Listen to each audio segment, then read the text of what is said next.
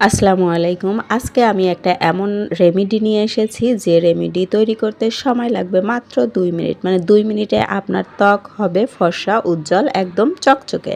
আজকের এই রেমেডিটা যেমন আপনার সময় বাঁচাবে, তেমনি যারা ব্যস্ত আর গৃহিণী আছেন, বাচ্চা নিয়ে সংসার সামলে সময় হয়ে ওঠে না, যারা ওয়ার্কিং লেডি, সবসময় পার্লারে যাওয়া হয় না, স্টুডেন্ট, মানে সবার জন্যই ভীষণ উপকারী আর অনেক বেশি সময়ও লাগবে না।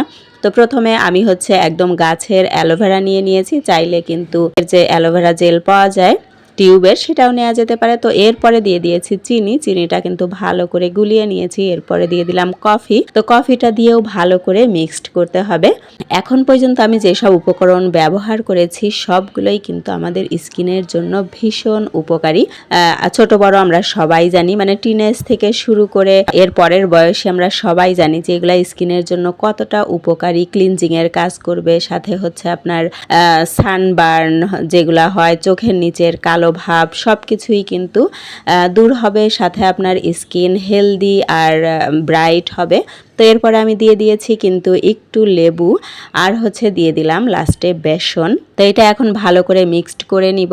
তো মিক্সড করার এক পর্যায়ে আমার কাছে মনে হলো যে একটু পানি লাগবে, জাস্ট এখানে ফ্রেশ পানি ইউজ করেছি, অন্য কোনো কিছুই না।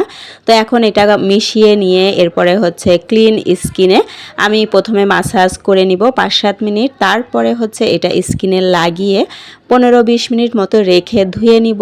একবার ব্যবহারেই আপনারা বুঝতে পারবেন যে স্কিন কতটা গ্লো করছে। আর যখন নিজে নিজে মাসাজ করবেন তখন যে লেবুটা চিপে নিয়েছিলাম ওই খোসাতে এই মিশ্রণটা একটু লাগিয়ে তারপরে মুখে মাসাজ করবেন, এতে করে কিন্তু বেস্ট রেজাল্ট পাবেন। চাইলে এই মিশ্রণটি ২-৩ দিন ফ্রিজে রেখেও ইউজ করতে পারেন।